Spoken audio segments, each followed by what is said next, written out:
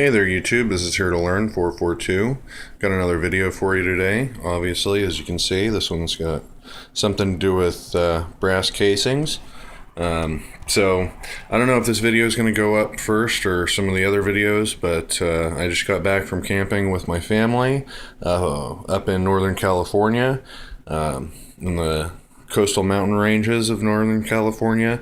My buddy's got some property up there. We like to go camping up there every year, and there's one spot that's BLM land up near his property where we can go and shoot for free. There's only one range anywhere near him, and it is super poorly maintained. So we always go up to the BLM land and shoot at the makeshift do-it-yourself range up there.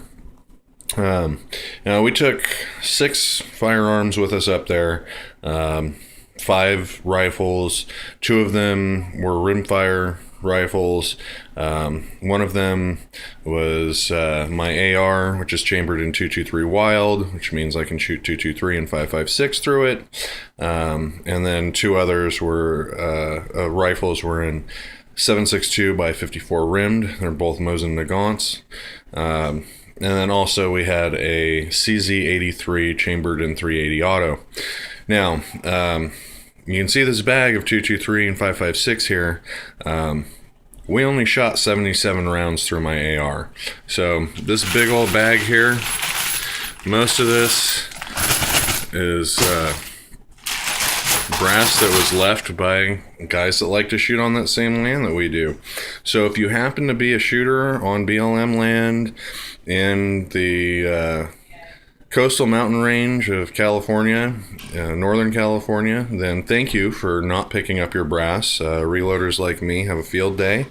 I was out there for probably half an hour picking up just brass, and my buddies were getting upset with me because they wanted me off the range so they could shoot. If I had my choice, I would have stuck around and picked up brass for another hour or two, but things don't always go the way that we hope.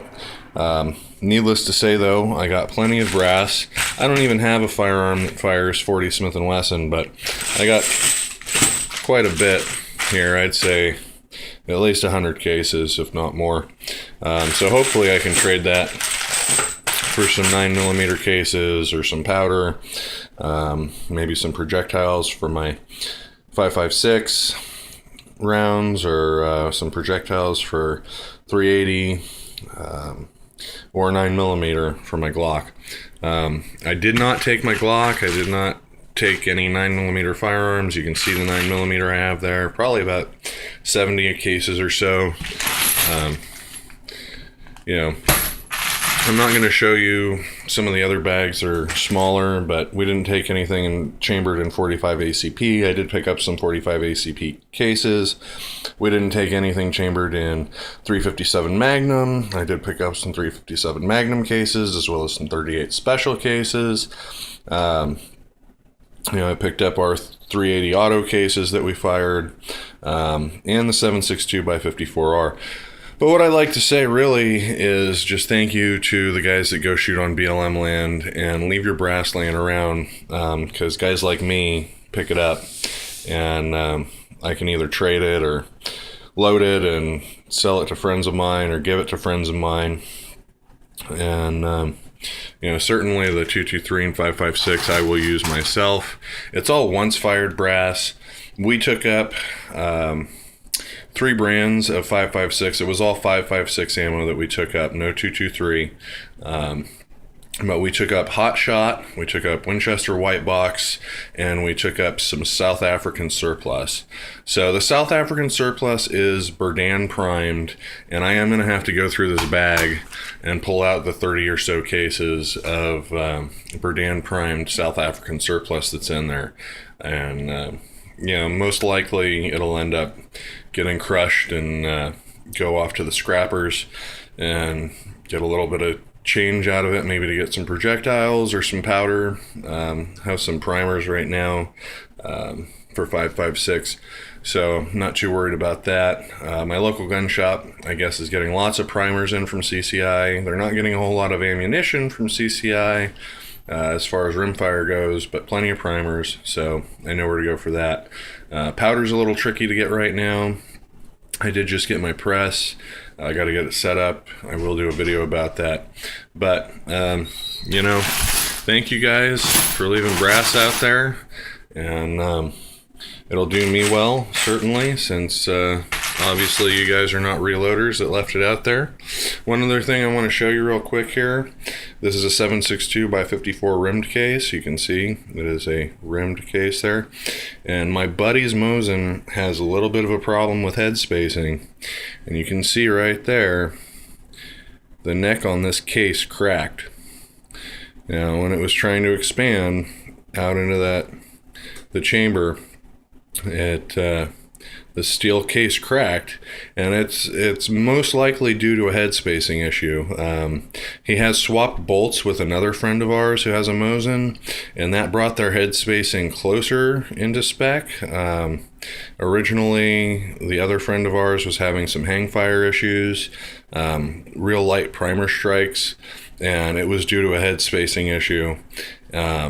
So him and my buddy that we went up to the range with while we were camping swapped bolts, and now my buddy's had a whole lot of work done to that bolt, or that bolt assembly, I should say. The bolt head itself, he hasn't had anything done to except for some cleaning. But his rifle's definitely going to need to be head spaced. I told him it's not safe to shoot anymore. You know, you're getting split cases. Definitely got an issue. Most likely it's related to head space. So he's going to go take that into an armorer and see if they can take care of it for him, get his head space in proper order, so that I'm not so scared to shoot his rifle anymore. Anyway, guys, that's what can happen with improper head spacing. Had it been a little bit worse, we might have had a kabloom, and somebody's hand might have come off. I don't know. Seen some ugly things happen with improper head spacing. So just be aware, guys, when you're buying surplus rifles, surplus handguns, any kind of surplus firearm. Definitely make sure that it's in proper working order. Have a qualified gunsmith or armorer take a look at it, check head spacing, check function, make sure everything's good before you go shooting, because you don't want to blow off your face. Anyway, I hope you guys enjoyed this video. If you did, please click on the like button. Share the video if you'd like to. I'm happy with you doing that. And please subscribe to my channel. There will be more firearms related and outdoor related videos coming up on my channel here very soon. And I just get giddy whenever somebody new subscribes to my channel. So thank you guys for watching. I hope you enjoyed. And as always, keep learning and share your knowledge.